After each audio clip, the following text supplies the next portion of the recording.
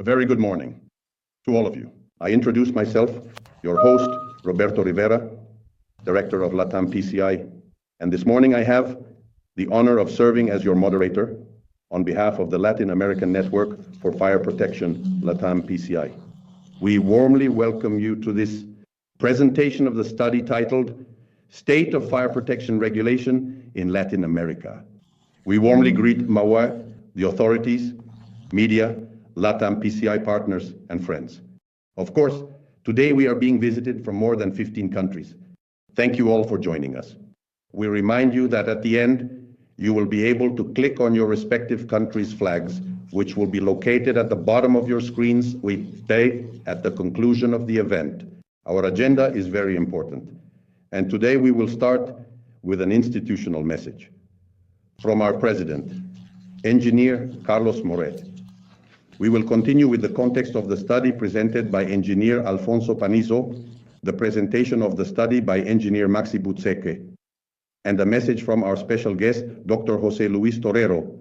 And to conclude, indeed, we will discuss the next actions of LATAM, and the closing will be conducted by our president. So, it is with great pleasure that I hand over the floor to Engineer Carlos Moret, President of LATAM PCI. Please go ahead. Good morning. Good morning to everyone. Thank you very much for your presence. This morning, we will explore the what, the how, and above all, the why of the work we are doing at LATAM PCI. All the organizations present here share the responsibility of establishing and implementing mechanisms that allow us to move towards a common purpose. And what a common purpose we have: to contribute to a safer and more sustainable world through fire protection. In LATAM PCI, we represent 15 countries and bring together 25 organizations and more than 700 specialized companies. Together, these entities represent approximately 60% of the fire safety market in the region. Our structure is based on a board of directors composed of 9 Latin American members, which I have the honor of presiding over. Additionally, we have a consultative committee led by Ross Levitt, former president of South NFPA. This committee is made up of global leaders who have been key in the evolution of the fire safety industry over the last 150 years. The LATAM PCI network operates under a common strategy, articulated through 4 operational committees, in which representatives from the 15 countries and the 25 organizations that make up our network actively participate. The operational activities are carried out through these 4 specialized committees, each with its own tactical plan, ensuring the representation of at least 1 member per country. By uniting the 2 key triangles, the upper one, the managerial, with the lower one, the operational, combined with the global experience framework of the advisory committee and the specific needs of Latin America, we will achieve a common front that facilitates the exchange of knowledge, accelerates progress, and strengthens our initiatives. Our purpose is clear: to work and spread the importance of fire safety among all stakeholders, including insurance companies, industry and commerce chambers, governments, the general population, authorities with jurisdiction, firefighters, universities, etc. These organizations will work closely together to promote best practices and standards in fire prevention and control. By learning from the best, we strengthen cooperation and the consolidation of LATAM PCI as a benchmark in the region. Only by integrating all stakeholders can we implement the necessary changes to make Latin America's autonomy a safer region against fires. In Latin America, we face a serious problem of inequity in fire protection, as in many other things. By analyzing the hard data, which is how we can truly understand and comprehend where we stand, Latin America represents 8% of the world's population, and we generate 8% of the global gross domestic product. However, less than 1% of fire protection systems are installed annually in the region. Of the little that is installed, unfortunately, half do not have international certifications or approvals, which means wasted money on solutions that, when most needed, may fail. There is a lack of awareness and regulation. If we do not raise awareness about the protection of lives, buildings, and businesses, our region will not progress. It is not enough to raise awareness among people. Regulation needs to be updated and made mandatory by law. Otherwise, many will continue to think as they do today, this won't happen to me.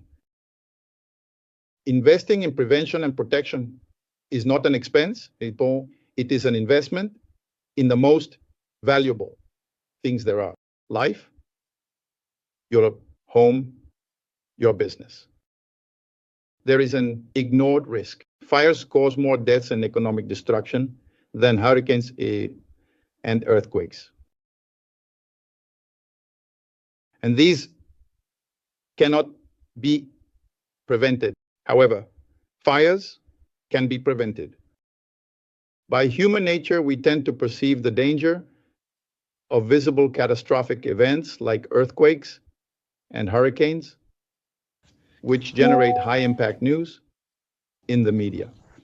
Fires, on the other hand, occur daily, in isolation, and rarely make the headlines. This lack of attention creates a mistaken perception that they do not represent a real danger. When fires are seen as local events affecting small groups, the thought arises, it will never happen to me. But the reality is different. It doesn't happen until it happens to you. Thank you very much.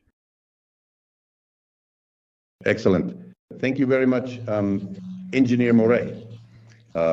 Now, to advance in understanding the need for this project, we give the floor to our regulation group coordinator, Engineer Alfonso Panizo. Go ahead, Alfonso, if you would be so kind. Thank you very much. Thank you very much, Roberto. Good morning. Good morning. To all of Latin America, thank you very much for your time and especially for participating. Brazil, 2013. Rio, Grande do Sul, fear at Kiss nightclub. 242 people died, 124 injured. 2019 Rio de Janeiro, fire. At training camp, 10 miners lost their lives. 2019, fire at Badin Hospital. 11 patients died. 2018, Rio de Janeiro, fire at the National Museum. 95% of the country's heritage lost. Paraguay, 2004, Asunción, fire at Cuba Bolaños supermarket. 327 people died, approximately 350 injured. Argentina, 2004, no?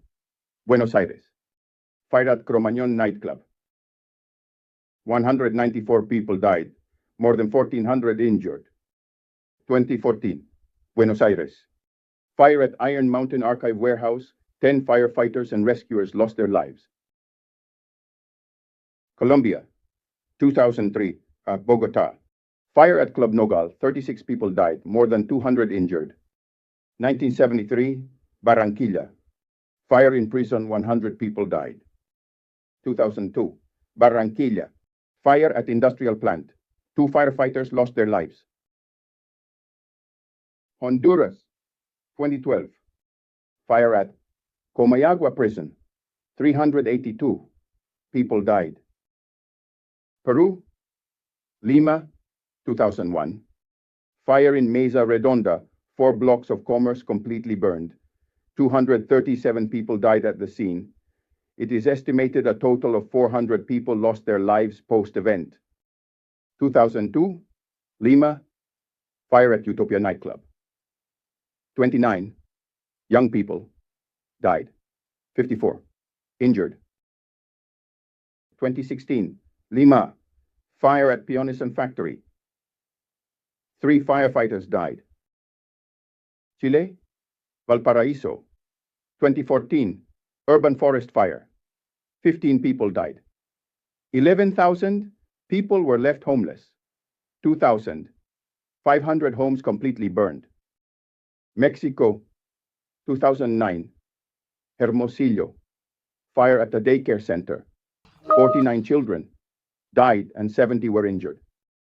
2013, Mexico City, fire at Torre Pemex. 37 people died, more than 100 injured. Ecuador, 2015, Guayaquil, fire in a hospital. 2 people died. Evacuation of 100% of the patients. 2022, Cuenca, fire in a penitentiary center. 20 people died. This is a brief summary of the current reality in Latin America, totaling 1,744 people who have lost their lives for nothing, senselessly. Fires that are completely foreseeable, completely controllable in their initial stage, with a huge cost for all countries and especially for families, where the common denominator is that there is a significant regulatory gap, where the discussion revolves around trying to define what comes first. Is there regulation? That is there regulatory quality? Is there professional competence available? Does academia, the university, have any role? However, in other continents, countries that have managed to develop in this aspect regulate fire protection to ensure 3 fundamental principles. 1, to develop the safe and reliable evacuation of all people. 2, to prevent a fire from spreading and affecting the neighboring property. 3, to protect the lives of the firefighters who respond to control the fire.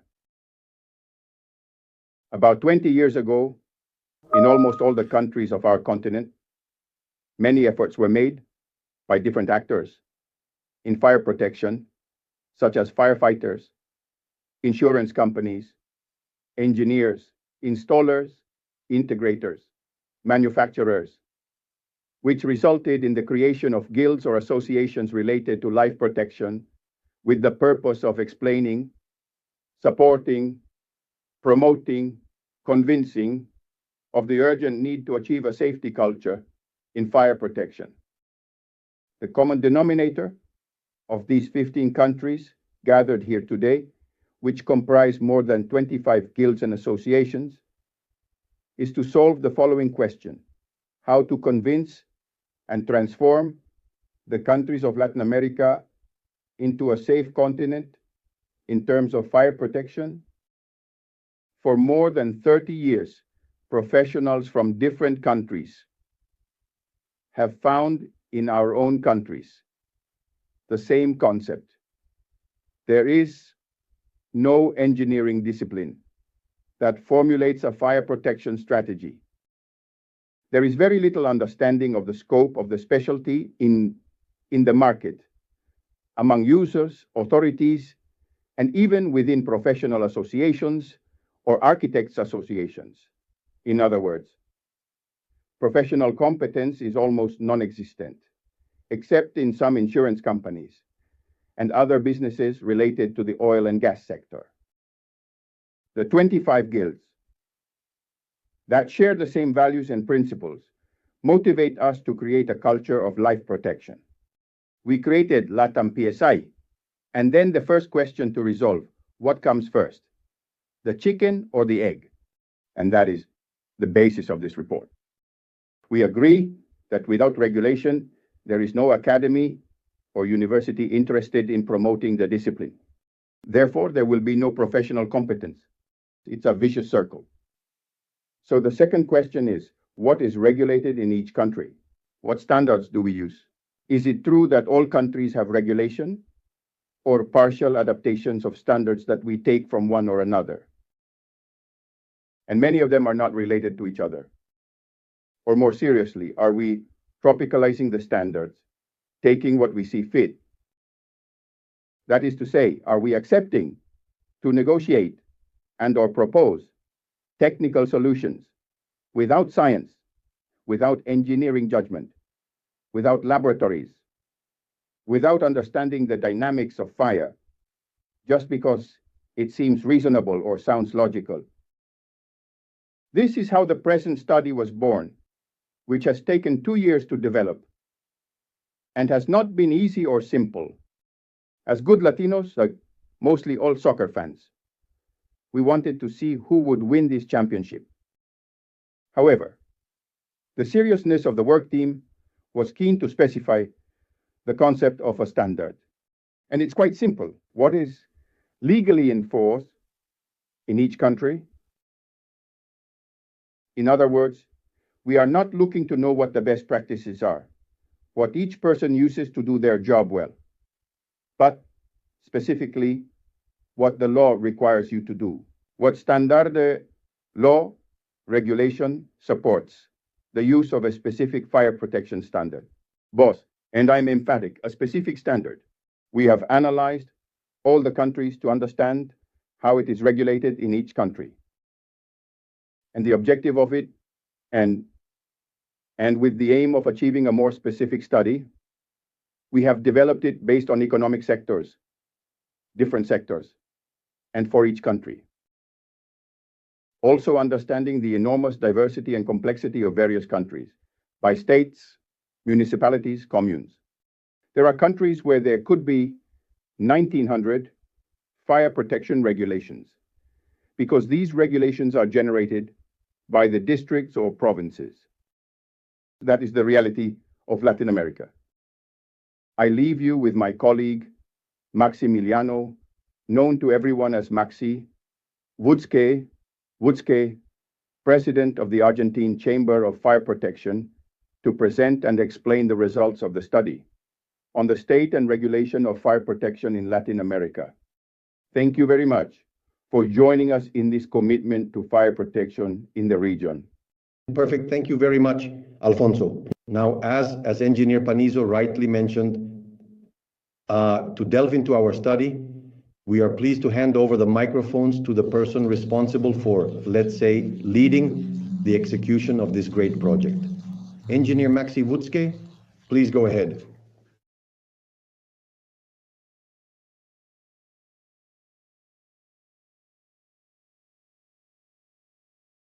Today, we are going to look at the current state of fire protection in Latin America. We will address impactful and relevant data, which will invite us to reflect on what the next steps should be that we, as citizens, professionals, entrepreneurs, and regulatory bodies of each country, must take immediately. This is the second version of the regulatory study, which is updated to 2024. We began the study by addressing and conducting a series of questions and interviews with various fire protection associations and professionals in each of the countries, also seeking to harmonize the criteria that each country has, as we can even see. Criteria, technical terms, or different concepts that each country addresses or mentions differently. So, in the study, you will be able to see the criteria harmonized in the best possible way.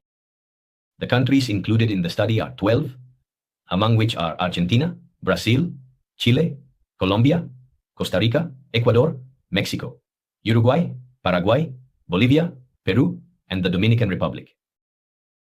We have constructed the study mainly around 3 main axes, and where we first asked, what are the existing fire protection standards in each country? How is fire protection implemented in the different types of sectors or uses of each type of building or construction? And the third axis, what types of active or passive protection systems are most common and regulated in each country? regarding the first axis and moving towards the first point, we asked ourselves, what is the level of protection? What is the level of development of fire protection requirements in Latin America? The first questions were, is the use of NFPA standards mandatory as fire protection measures to be complied with in new or existing buildings? If the previous question is affirmative, indicate whether their use is mandatory at the national, state, or municipal level. And finally, we asked what percentage of the national population is represented by that state or municipality where the use of NFPA standards is mandatory. It is important to mention that each country regulates differently. Some countries do it at a national level, having national laws that impact throughout the entire country. And there are many other countries, such as Argentina, that regulate at the provincial, municipal, or state level.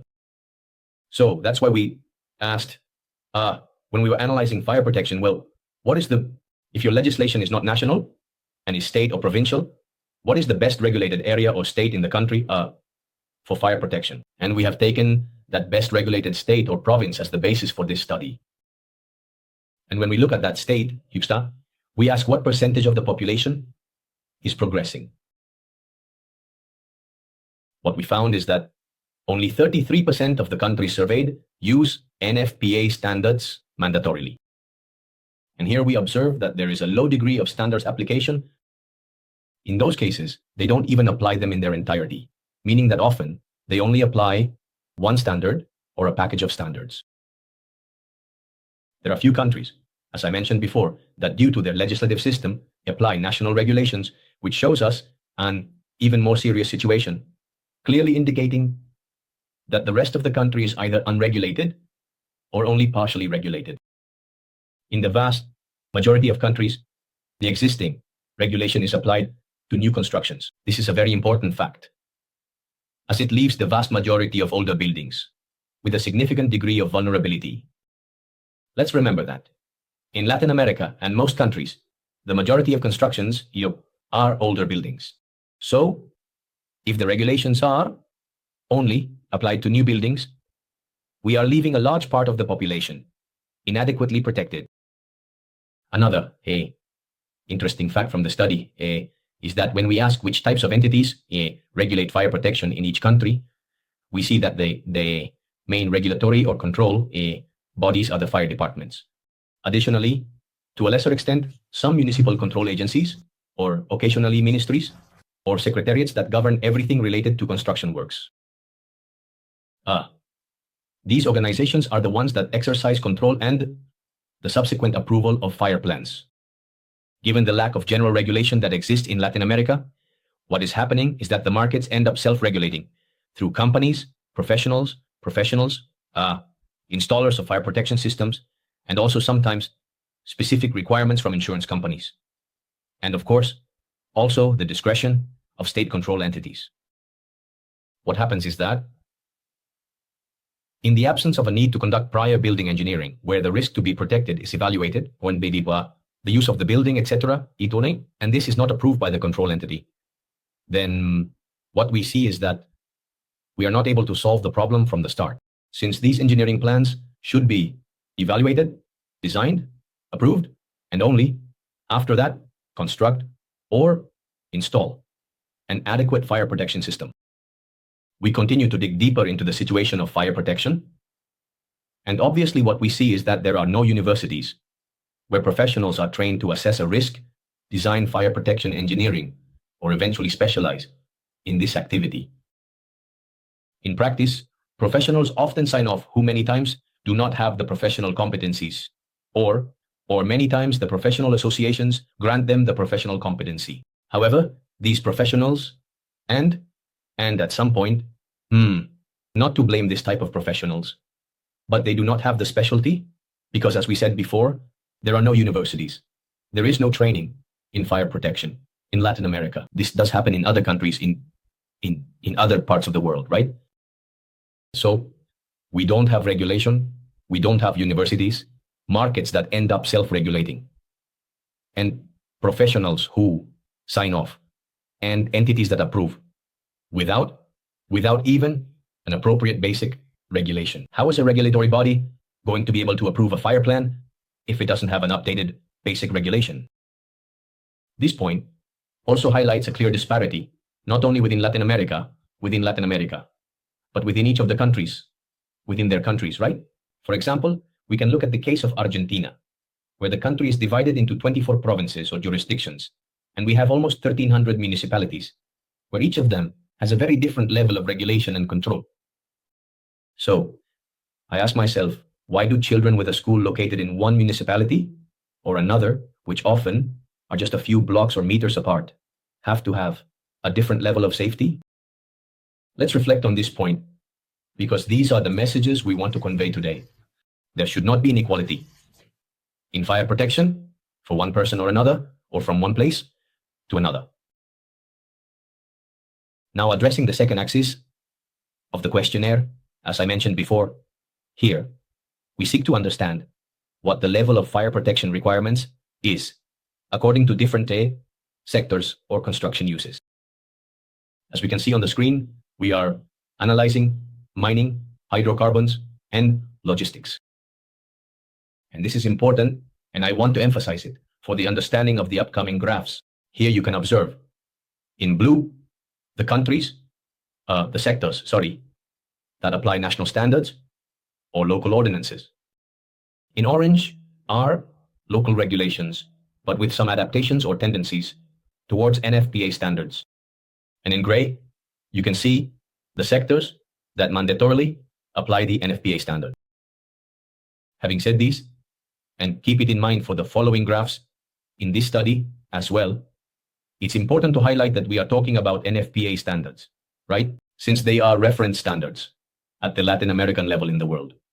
Of course, they are not the only standards, but they are standards based on design criteria, with laboratory tests, where trials and tests are conducted, generating empirical evidence that then supports the standard. On the other hand, when we talk about local standards, already with adaptations to NFPA, that's where we enter risk areas. Since, as many of us know, these types of discussions are often held in committees by groups of professionals or control entities or organizations that want to contribute and improve this situation. However, they often discuss uses and customs, and there is no laboratory evidence or technical data to prove that this standard will work in the event of a fire. That's why we consider that, in general, these types of EOS customs are somewhat dangerous for the safety of the population. In other words, there is no laboratory evidence, right? The same obviously happens when they apply 100% local regulations without adapting to a reference standard. Now, if we dive into the graphs, we can observe that the mining sector, complies with 33%, applying NFPA standards, and 17% are already adapted local standards. This adds up to 49%, almost half of the mining sector applies adapted NFPA standards, and the other half applies local regulations. When we look at hydrocarbons, here we can observe that the level of protection or application of NFPA standards is much higher. Here, 42% of the hydrocarbon sector applies a NFPA standards.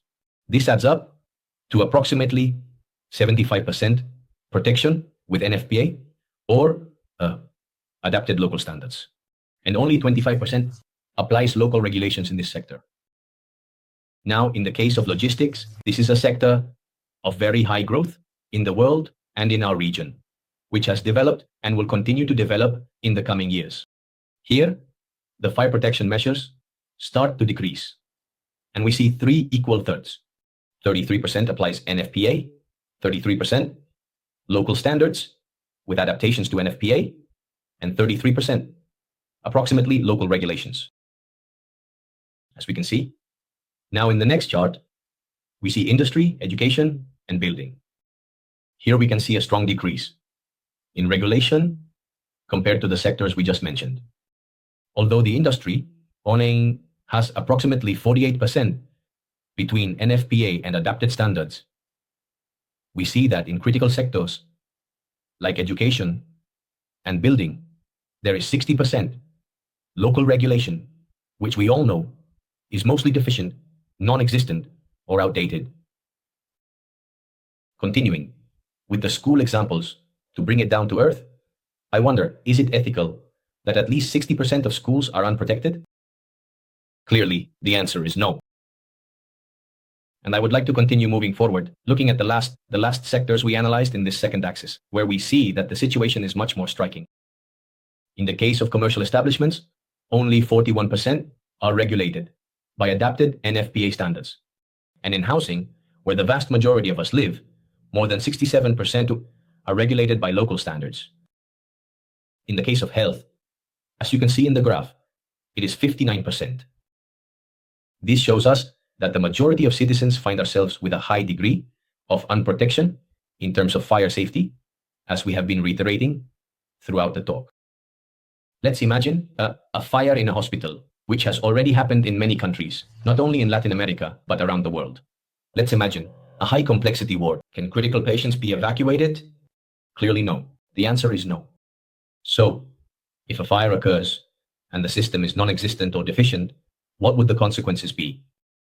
The answer, once again, is evident and invites us to reflect. And these are just a few examples we want to provide to illustrate what we are trying to describe about our reality. Now, to move forward with the talk, let's look at the third and final axis. Here, we saw the different types of active and passive fire protection and how each of them is regulated, or if it is by recognized practices and customs in each of the countries. In these cases, and we start by asking about the application of regulations, or as mentioned, practices and customs regarding alarm and evacuation means. Although the results tell us that the majority of countries apply or recognize this type of systems, and this is true, the most concerning part is that there are still some countries, we see that 8%, that do not even apply or recognize this type of systems, right? In other words, we can say that 92% of the countries conversely recognize the application of these systems, but it is important to highlight that we are only evaluating the best case scenario, the best of the scenarios, whether it is the state, province, or the best regulated sector of the country. And this does not mean that those systems are even designed with an updated technical standard, since, as we saw in the previous section, the first axis, the vast majority of countries have null, partial, or obsolete legislation. In turn, when we delve into the components of alarm systems, we observe that a large part of the systems do not have voice communication means, nor communication for firefighters. Here in the graphs, the same occurs when we look at the use of what is the alternative exit, lighting, interaction with sprinkler systems. In general terms, more than 40% of the systems do not have any of these possibilities. Here, we can see the graphs where we inquire about how they are applied in terms of structural stability, fire resistance, or other structural elements, and even interaction with sprinkler systems. Here we see that 33% of the countries do not even have regulation on this topic, right? Then we went on to analyze what is interior propagation. Here we can conclude, as you see on the screen, 41% of the countries apply compartmentalization in fire sectors, and 67% do not apply it or do so partially only in compartments of special risk areas. We continue moving forward and see that in terms of exterior propagation, only 33%, 1/3, apply property boundary walls, and more than 60% do not include roof covering combustibility or minimum requirements for facades. We continue moving forward, and here we can see something known to everyone. The most commonly used means, right, are portable extinguishers, hose stations, and firefighter connections. Here it is evident that 100% of countries use this type of system, which, although initially is good news, we can also observe that the majority of these systems are not well designed and often do not adequately protect against the risk. In other words, many times the regulatory bodies request, this is typical, they request extinguishers, hose stations, SOPO, supposing that this is sufficient, instead of requesting an adequate means of protection, as we mentioned before, by conducting good engineering. We also know that The vast majority of fire departments, and this is not a minor detail either, fire departments do not use host stations from the establishments, as they generally do not trust their reliability, and when it comes to risking their lives, they use their own equipment. Here on the screen, we see that only 67% of countries occasionally use public hydrants and 75% use or recognize private hydrants.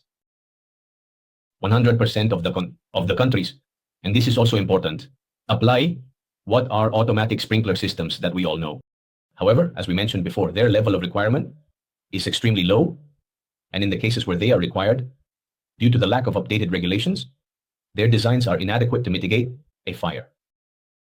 As mentioned before, it is said that Latin America represents 8% of the world's GDP, but at least only 1% of the sprinklers installed in the world. This clearly highlights the urgent need to protect our lives and property with automatic sprinkler systems, which have already been tested and proven over the last several decades for their efficiency and the benefits they bring to society, and even to the economy of each country. Many companies have gone bankrupt in each of their countries and have not recovered due to the lack of adequate fire protection systems, which shows us that safety is not an expense, but an investment, a necessary investment. As we approach the final part of the last aspects I would like to mention, we can see that when we inquire about pump equipment to pressurize systems and the installation of tanks, this is also applied in practically all countries. However, when we inquire about other types of extinguishing systems, such as clean gases, water mist, or other technologies, their use drops significantly. A percentage of the countries have mentioned their application in only a few very specific cases. As the last piece of information, we move on to the final conclusions. And it is not a minor detail. When we talk about firefighter facilities, we can observe that approximately half of the countries do not consider them within their regulations, whether it be location, access routes on facades, requirements inside buildings, or even fire command centers. As I mentioned at the beginning of the talk, the findings and conclusions are alarming and show us the gap in the fire protection deficit we have in LATAM, and how in some countries they do take care to protect people, such as obviously most European countries and the United States, but also Australia, New Zealand, among many other countries, simply by determining certain standards, training qualified professionals, and requiring engineering when it comes to fire protection, where we solve the problem from the start. Finally, we will conclude with 5 conclusions that I find decisive. Summarizing the talk, we could see that there is a limited and unequal adoption of international regulations in Latin America. We mentioned that only 33% of the countries in Latin America have adopted NFPA standards as mandatory, and in many cases, these are applied partially or voluntarily. This lack of uniformity creates significant regulatory gaps, exposing sectors and populations to entirely avoidable risks, in particular, older buildings that were constructed before the implementation of these standards. These buildings are without any adequate protection, which increases the risk of serious incidents. Therefore, a complete, and mandatory adoption of international and updated regulations is essential to establish a minimum safety standard that we deserve as Latin American human beings. Second, it limits the effectiveness of the regulations and increases the possibility of incidents. This analysis shows us an application of standards that varies considerably between different sectors. In high-risk sectors, such as mining and hydrocarbons, they have the strictest regulations because they have a much higher potential for risks. Whereas in sectors with a high concentration of people, such as commerce, education, and health, they show less rigorous and also inconsistent regulations. This disparity represents a significant risk in areas of high crowd density, where the impact of a fire is usually devastating, including, as some fires were mentioned before. Establishing a uniform and coherent regulation across all sectors is crucial to ensure effective and equitable fire protection in our region. 3. As we saw, the lack of harmonization at the regional level, the absence of a common regulatory framework among the different countries in our region, poses enormous challenges, especially for transnational companies or regional projects. These regulatory differences create barriers that hinder the implementation of good and better practices, and also complicate the integration of fire safety initiatives at the regional level. A harmonized regulatory framework based on international standards not only allows us to reduce risks, but also facilitates cooperation and coexistence among us as different countries. I believe it is very important to promote a unified safety culture throughout Latin America. Fourth and last, we have a deficit in effective oversight and control. One of the most urgent challenges we identified earlier is the lack identified in the study. Let's see. We see the need for agencies, control entities, and oversight as urgent, and supervision of regulatory compliance. We need to standardize these types of agencies and ensure they have more rigorous controls. In many countries, the implementation of regulations is left to the discretion of individual entities, resulting in a lack of control at a general level. This limits the effectiveness of the regulations and increases the possibility of incidents, as it does not ensure that the standards we discussed earlier are adequately met. So, to summarize, we believe that strengthening oversight mechanisms and establishing independent control and regulatory agencies would be essential to improve compliance with regulations and ensure a safer environment. Lastly, and we mentioned it before, we see a significant deficiency in the culture of fire prevention. Despite some progress in the implementation of regulations, the lack of education and awareness in fire prevention remains one of the main barriers. The general population, construction professionals, and management of various facilities do not always understand the importance of adopting active or passive prevention practices. Therefore, promoting a culture of prevention from basic education to technical and professional training is key to creating a sustainable change that allows us to reduce the incidence and severity of fires throughout the region. Thank you all for your time, and I believe there is no doubt that we don't need to reinvent the wheel here, but rather apply what is already written and proven to work. I wish, on behalf of myself and all the members who are here, that we can, together with local associations and officials from each of the countries, implement urgent measures, anticipating the next catastrophe. The solution is in our hands, and PESA is LATAM, to contribute to a much safer Latin America. Thank you very much.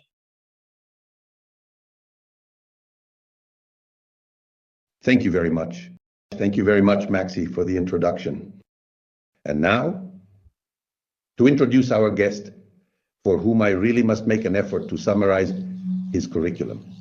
Dr. Jose Luis Torero, engineer from the Pontifical Catholic University of Peru, master's degree, and a subsequent doctorate at the University of Berkeley.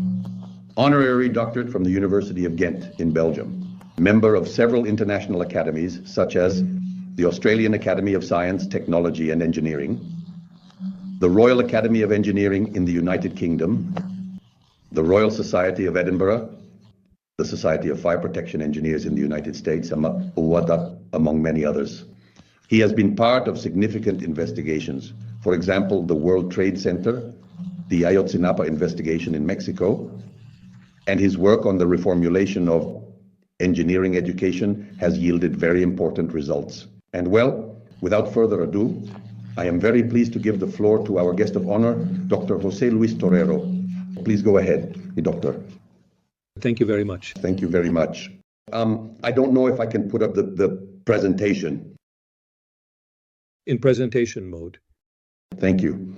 As you have heard from Engineer Busk about the results regarding regulation in Latin America, this presentation focuses on an aspect that the study has not addressed, but which has nonetheless gained significant importance in Europe, the United Kingdom, Australia, and many other places, which is the issue of the professionalization of fire safety. And this definitely applies to Latin America in the same way it applies to any other part of the world. The problem with professionalization is that the professionalization of fire protection is not only a regulatory framework that allows us to incorporate components of a process of enabling buildings to be safe, but that regulation must be used by professionals who have the training, competence, and necessary knowledge to be able to use the regulations appropriately. Now, the implementation of the regulations is not only in the hands of the designer, but also in the hands of the authority. And to have a dialogue between the designer and the authority, it is absolutely necessary that both parties have the same level of competence.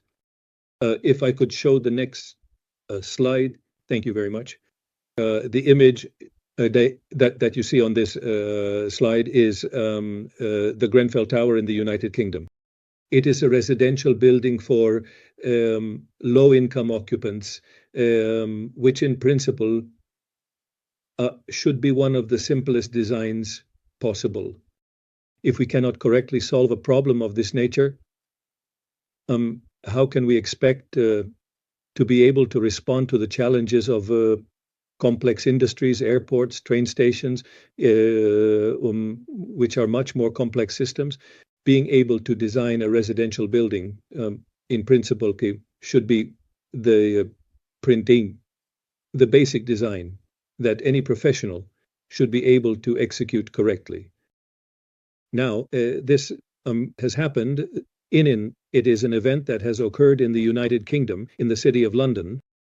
And it is worth emphasizing that the United Kingdom is one of the pioneers in the area of fire protection, both in terms of regulations and performance-based design.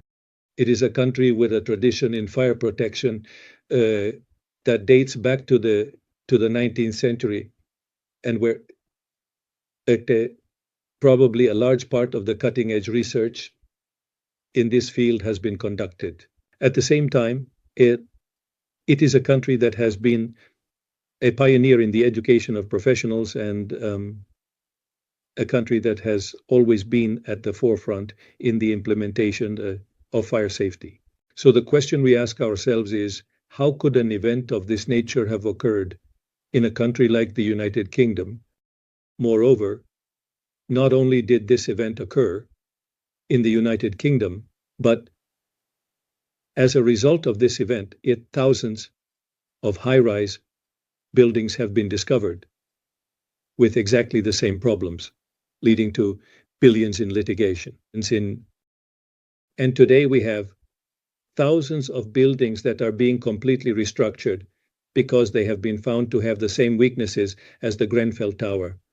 So the question was, it's a very complex question, and the British government decided to use a legal mechanism known as the public inquiry, which is a legal process whereby a Supreme Court judge, usually a person with a lot of experience, often retired, is given the prerogative to study the problem, to try to reach a point where one can ensure that the problem is understood at the highest level of depth, so that we can ensure that we have learned all the lessons and that we can put all the mechanisms in place to prevent the event from happening again.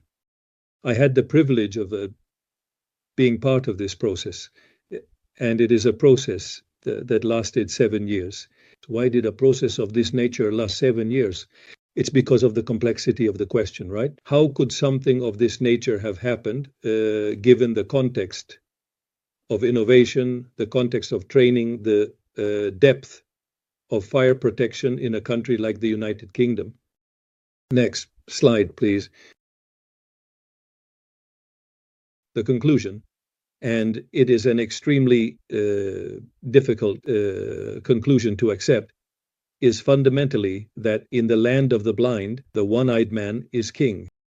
This, at the moment when the regulations in the United Kingdom evolve, allowing for increased complexity in building, what happens is that this change in regulations, this new rigor in the regulations, it is not accompanied by a mechanism to ensure that the professionals involved in the design process have a sufficient level of training to handle those regulations.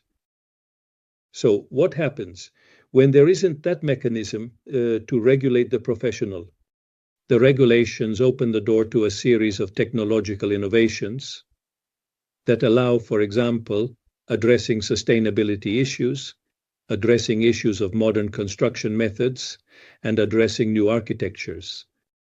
And these new architectures, these new construction methods, these new products entering the market increase the complexity of building to such an extent that the authorities cannot keep up. And by not being able to keep up, they become incompetent. The problem is more complex than just the training of the authority.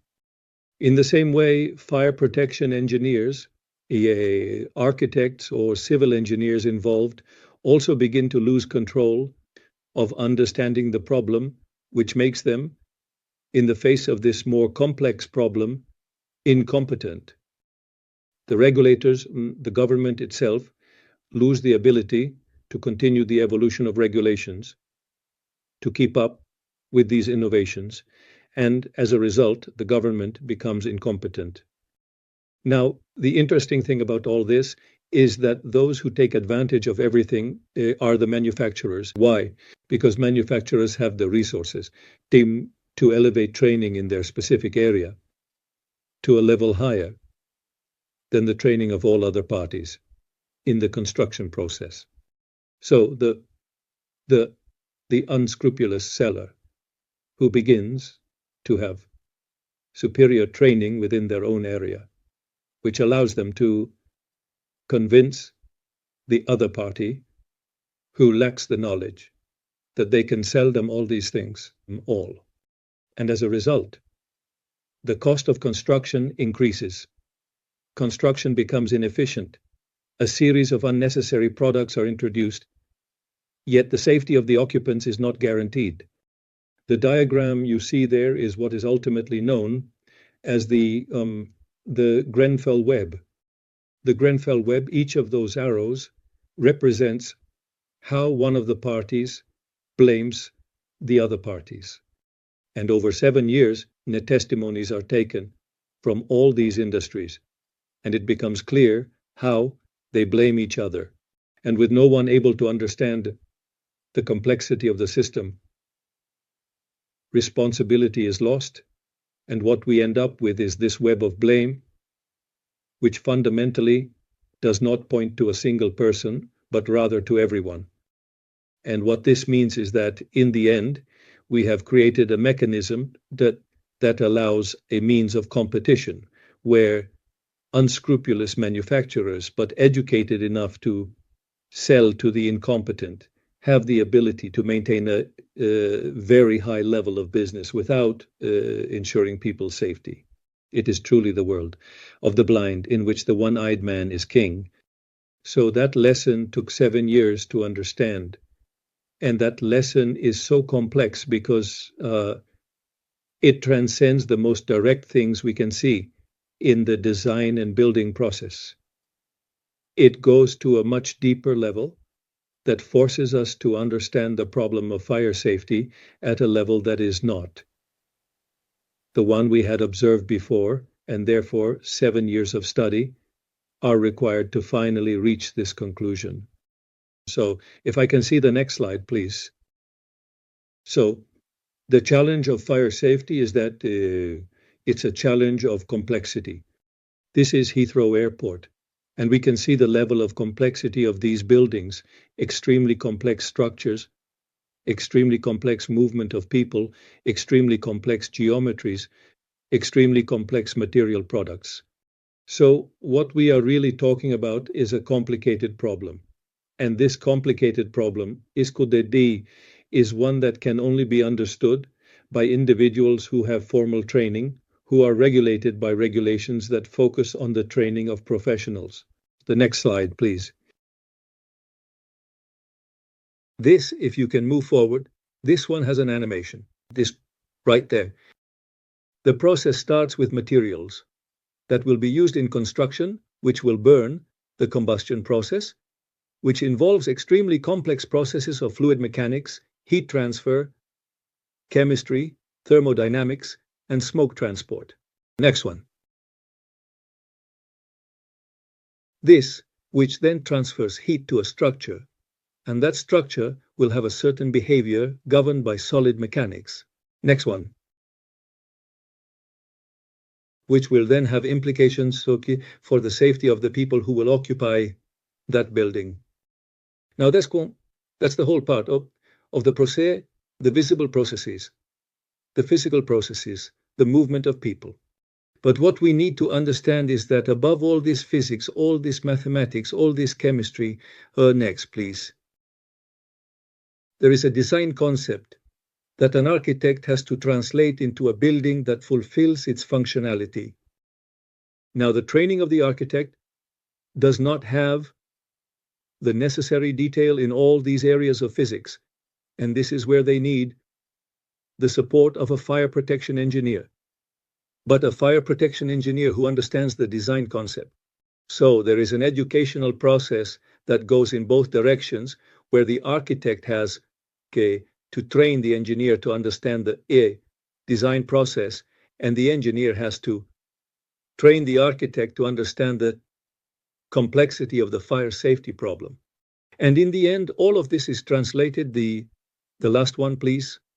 This is translated into a legal framework. Now, how does this affect the building? It affects the building in all its aspects. Fire safety is going to affect the structure, so it will affect the structural behavior of the building. Fire safety will affect, for example, the movement of people, the safety mechanisms we put in place, how we allow the use of elevators, how we manage the entry and exit of people. It will affect the ventilation and air conditioning systems because there are issues with smoke management. This will affect the layout of the building, the entire design, the architecture of the building. It will affect all the components of the building. So it is not only a complex problem with complex education, with complex knowledge, but it also covers a range of areas that is only comparable to the diversity of elements that an architect has to juggle.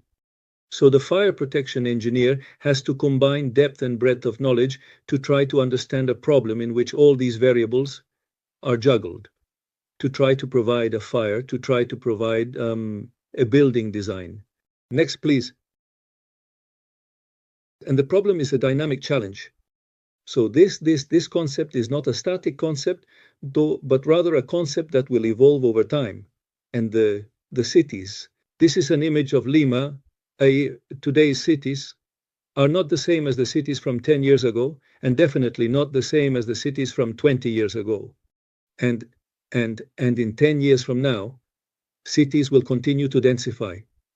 We will continue to use increasingly complex systems, increasingly complex materials. So the challenge keeps evolving, and continuous training becomes a fundamental and real objective for the professional working in this field. Next, please. And unfortunately, no, the previous one, please. Unfortunately, all this comes with a responsibility. In the end, we are dealing with people's lives.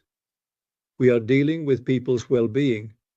We are dealing with an issue that affects all of us in a very personal way. So the responsibility is extremely high, and the results in case of making mistakes can be devastating.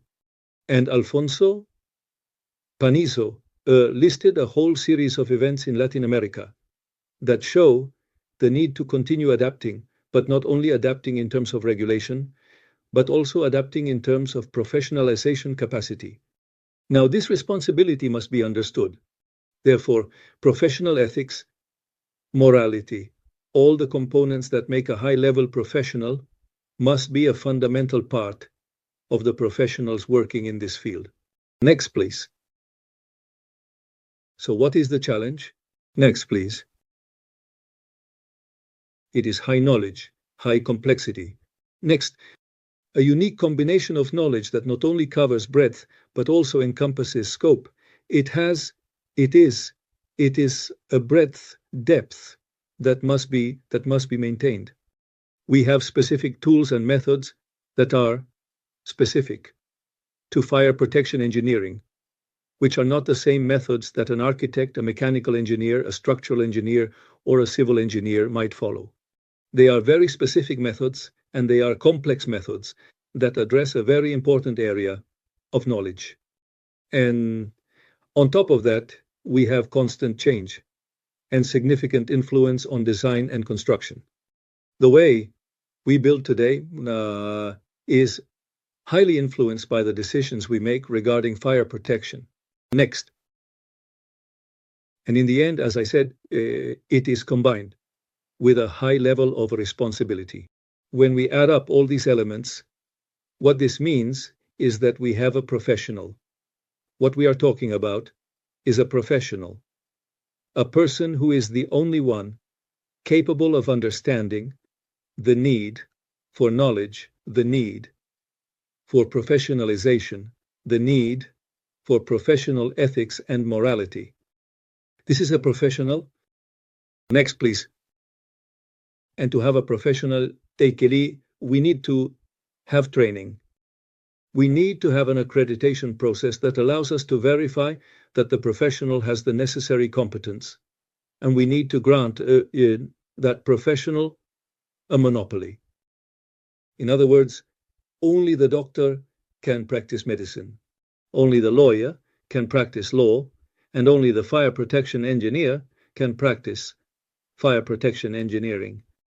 The British government has accepted the 58 recommendations of the Grenfell Tower inquiry, where the first recommendation is that fire protection engineering must be a professional discipline to which a monopoly is guaranteed.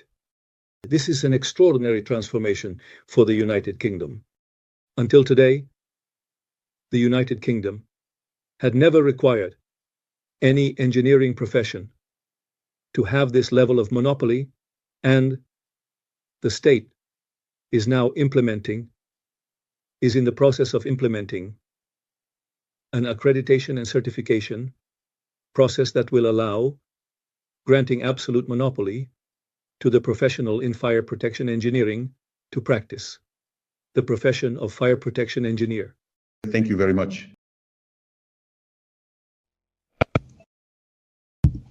We greatly appreciate your words and the message that gives us much to reflect on. Thank you very much. And now, if you allow me, we will proceed to our President, Engineer Moret, to hear his message and subsequent official closing. Go ahead, Engineer Moret, please. Thank you very much, Dr. José Luis Torero. This really gives us a very clear picture and helps us learn where we need to focus the efforts of LATAM PCI. Our approach is based on 4 strategic pillars to strengthen fire protection in the region: visibility, education, certification, and regulation. Our goal is to foster collaboration among Latin American associations, creating a common front that allows us to share best practices, learn from each other, and advance more quickly, coordinated, and efficiently. As I learned from my father, there is no place for passivity. When something is wrong, only for action, which is why we have initiated a global movement. On October 8th of last year, we marked a milestone with the launch event of the World Fire Safety Day, an initiative promoted by LATAM PCI and the International Fire Safety Standards. From its headquarters in London, both in person and virtually, we kicked off a series of activities that, like the one we are conducting today, aim to ensure the necessary international coverage to consolidate this global commemoration. The event featured the participation of prominent figures from the global fire safety industry, reflecting the relevance and urgency of this cause. But this initiative should not remain solely within our field. It is essential to externalize the message, to make it known at every opportunity and through all possible means, to achieve global dissemination. Leading up to the official celebration that will take place for the first time on October 8th of this year at the Palace of Nations, the headquarters of the United Nations in Geneva, Switzerland. This date will be key to remembering the critical importance of fires and their consequences, collaborating in awareness campaigns at all levels, and promoting preparation, prevention, and protection against fires. Our goal is to generate a global impact. The success of this initiative will depend on our collective ability to amplify the message and raise awareness worldwide. To achieve this, we are working around the world to organize flagship events on all continents, together with sister associations. Involve different sectors and social groups.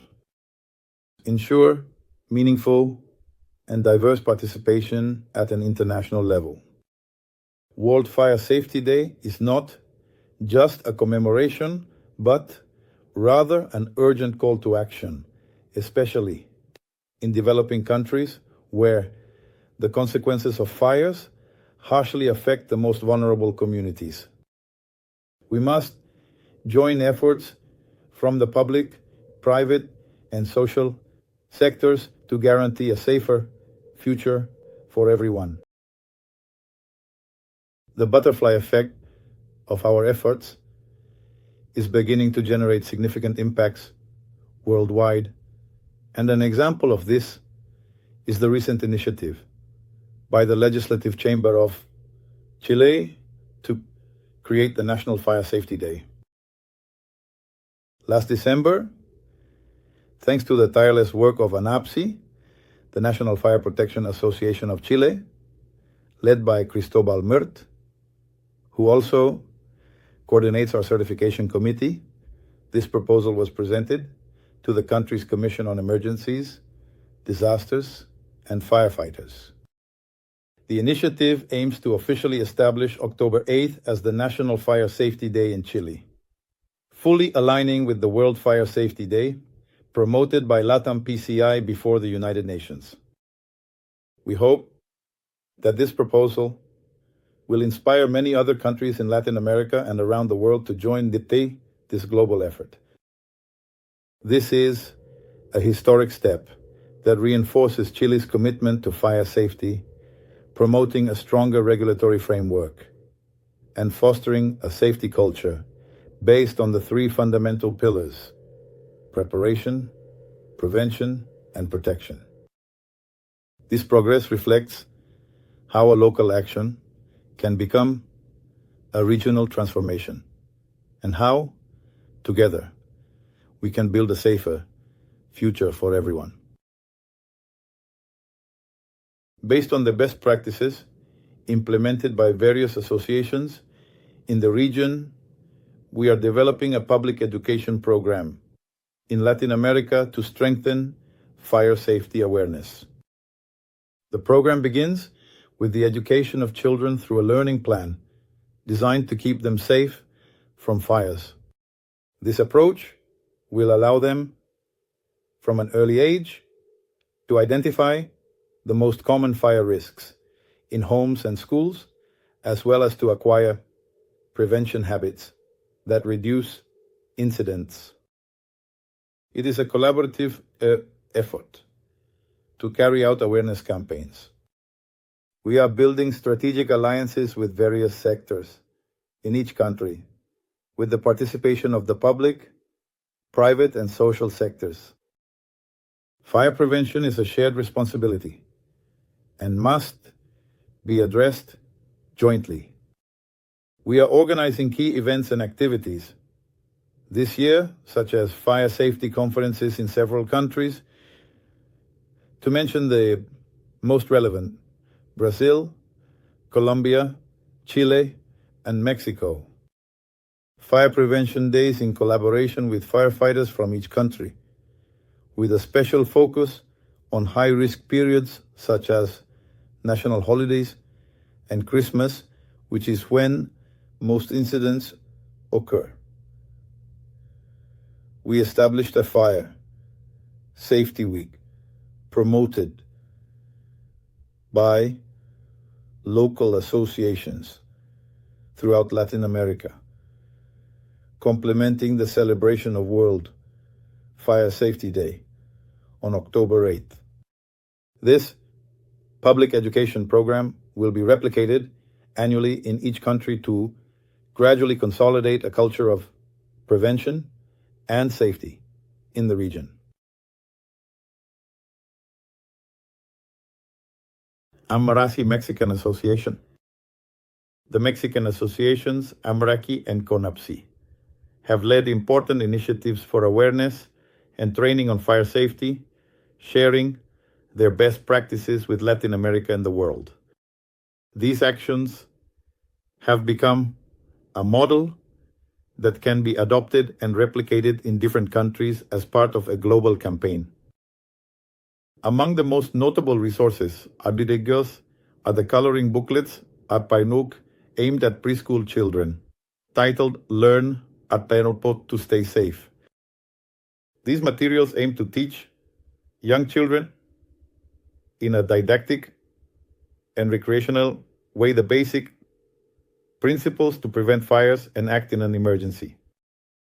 To reinforce the impact, specialized instructional material has been created for teachers and firefighters, these true heroes who dedicate their lives to saving ours.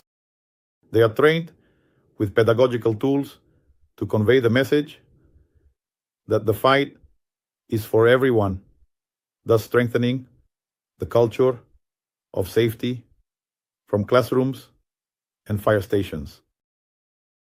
An informed child can transform the mindset of an entire family. When a child asks, "Why don't we have a smoke detector or fire extinguishers at home?" I was taught that the cost of an extinguisher and detector is less than a Sunday family outing. However, this can save our lives, which is why it is essential to have it.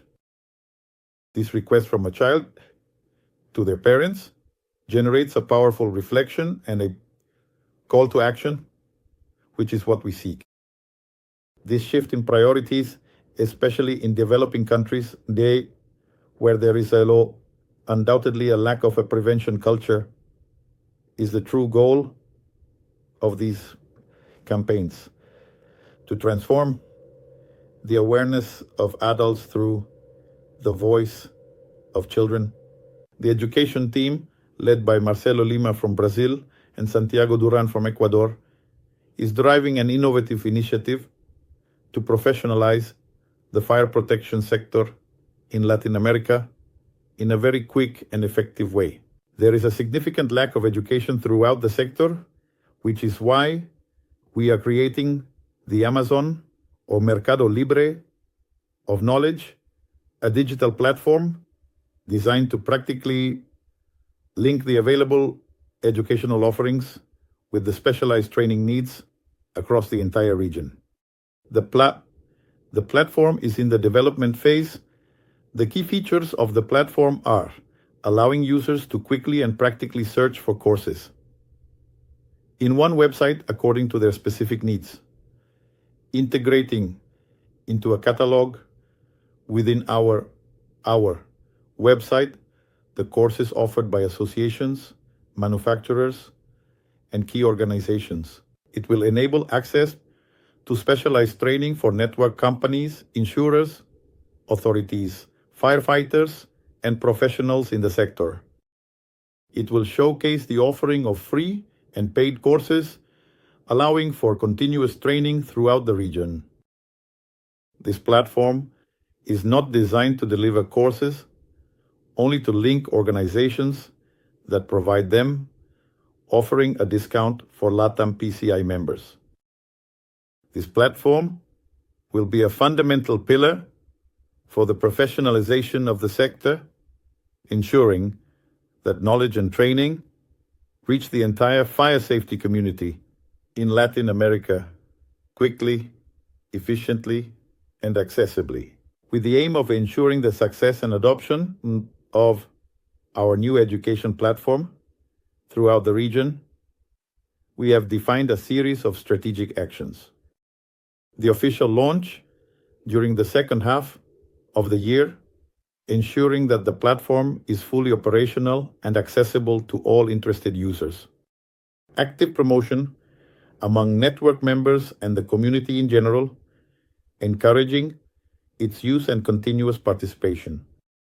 Constant evaluation and updating of the content, ensuring that the educational offering is always aligned with the real needs of the sector. Creation of a content evaluation committee responsible for reviewing, validating, and optimizing the quality of the available courses. These actions will position the platform as a key reference in the professionalization of the sector, significantly strengthening up fire safety training throughout Latin America. Education is fundamental, but it's not enough just to train. We need to ensure that those involved in fire protection systems are truly qualified. A fire protection system cannot fail. Unlike the internet, electricity, or air conditioning, whose failure does not put lives at risk, a fire protection system is the last resort in a real emergency. Its correct operation can save lives, reduce material losses, ensure business continuity, avoid legal consequences, and act when there is no longer time to react. Therefore, the design, installation, and maintenance must be in the hands of certified professionals. In this matter, there is no margin for error. Certification is the guarantee of professionalism in fire protection.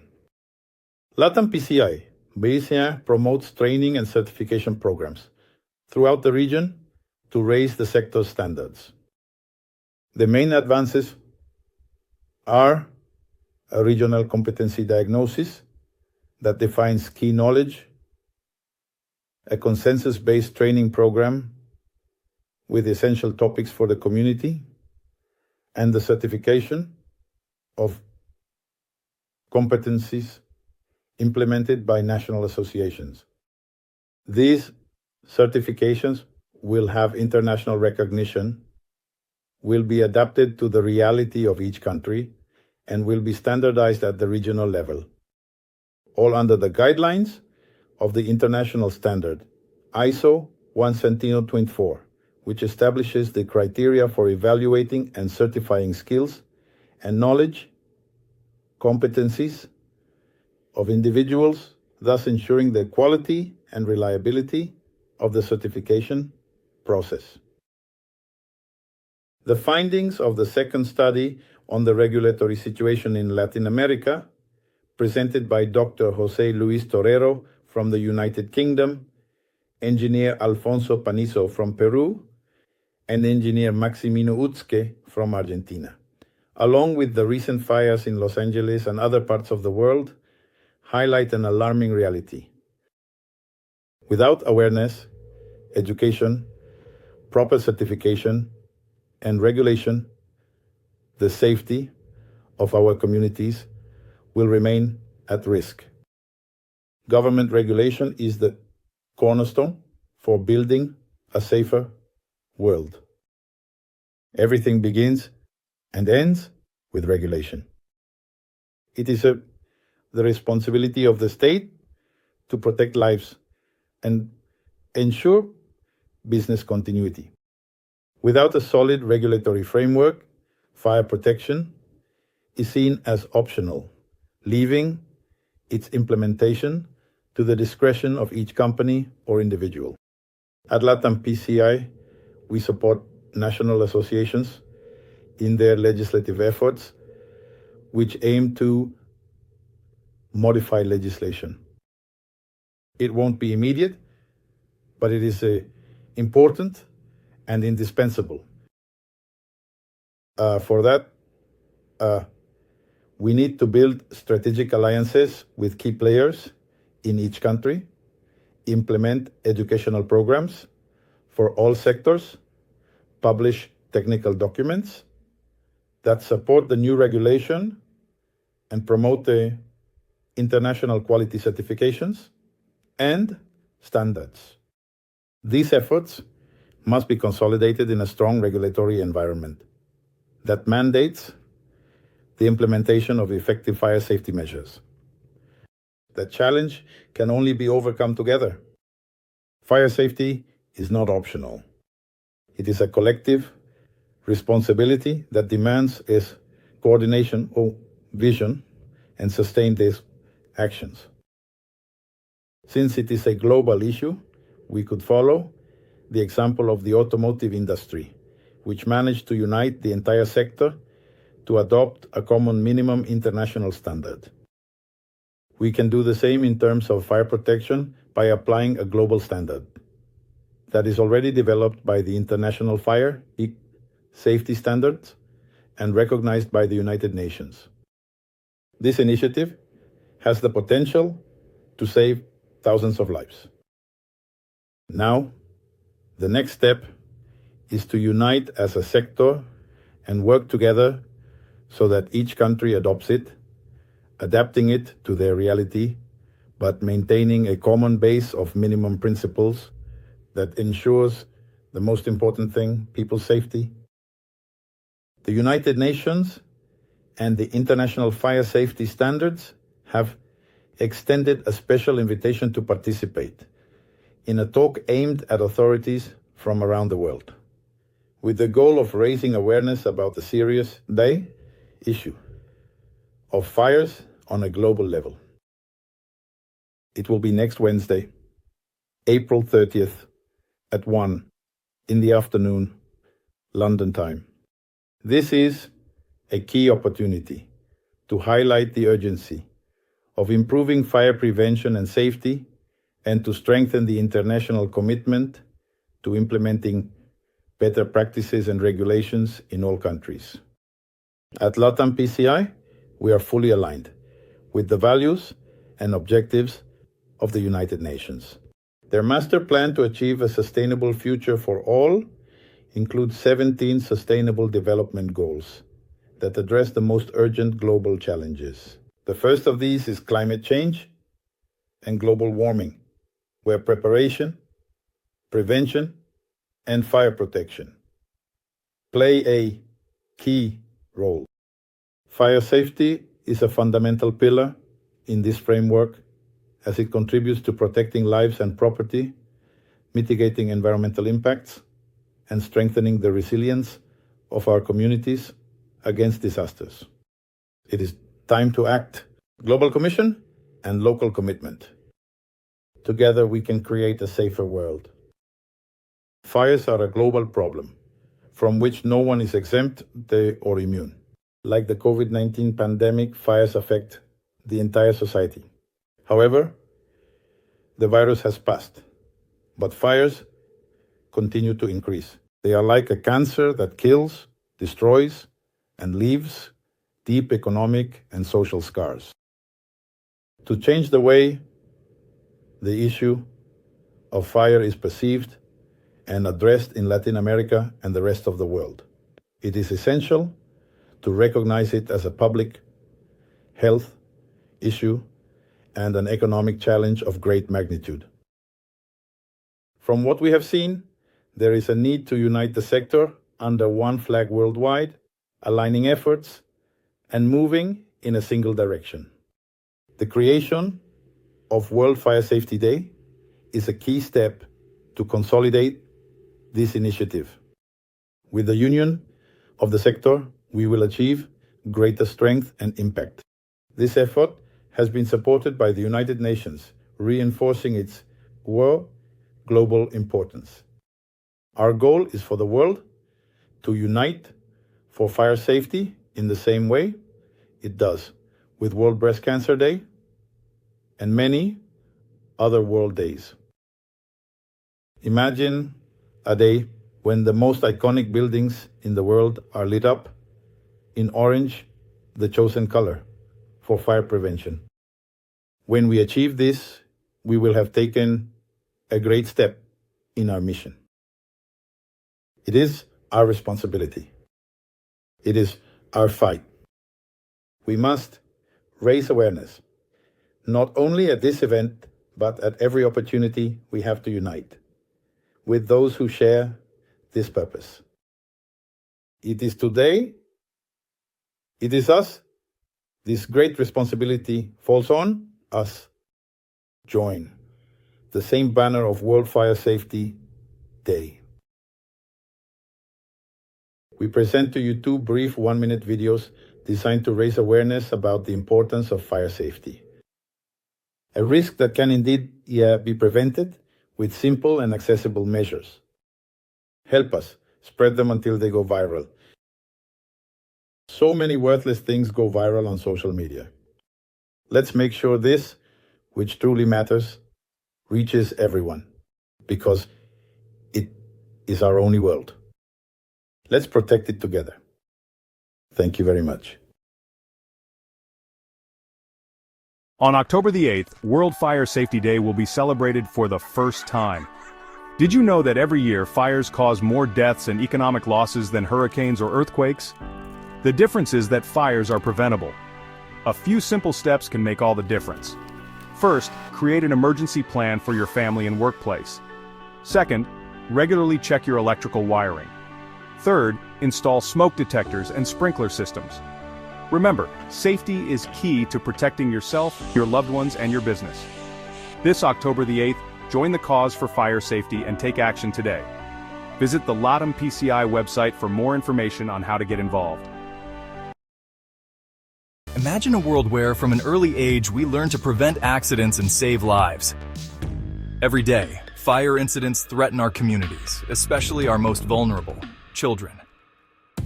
That's why we've developed a groundbreaking educational program for preschoolers, already making a real difference in Mexico. In just 1 year, nearly 52,000 children and 700 teachers have been trained across a quarter of the country. Thanks to this initiative, the Ministry of Public Education will soon include prevention topics in the National Basic Education curriculum. Our mission is clear: to create safe homes, schools, and neighborhoods not only in Mexico but around the globe, especially in regions where safety measures are scarce. Every small action sparks a wave of change. Join us in igniting a future where safety and smart choices prevail. Let's be the change our communities need.